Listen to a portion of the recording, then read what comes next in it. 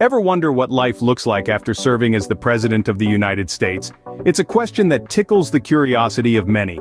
After all, once you've held the highest office in the land, where do you go from there? What's the next chapter?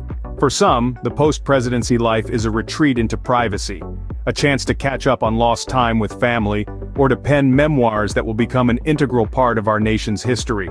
For others, it's an opportunity to continue serving the public in new ways, to use the influence and connections gained during their time in office to make a difference on a global scale.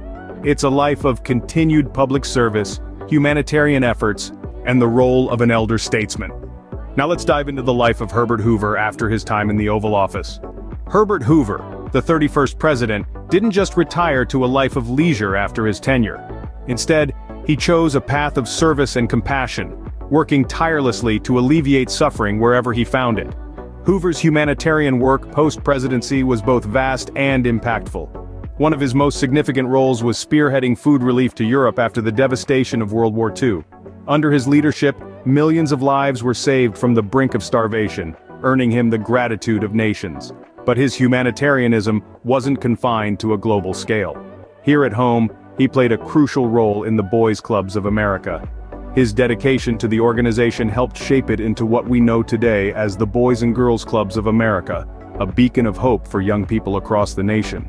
Indeed, Hoover's humanitarian efforts post-presidency were as impactful, if not more so, than his time in office.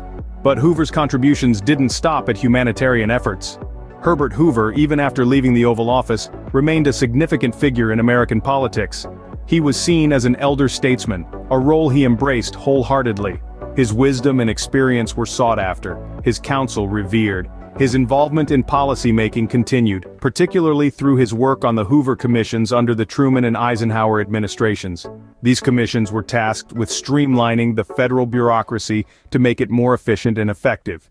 His work resulted in significant reforms, influencing the shape and function of the American government for years to come.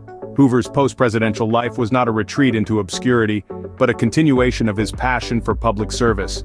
He was a statesman, a policymaker, and a humanitarian.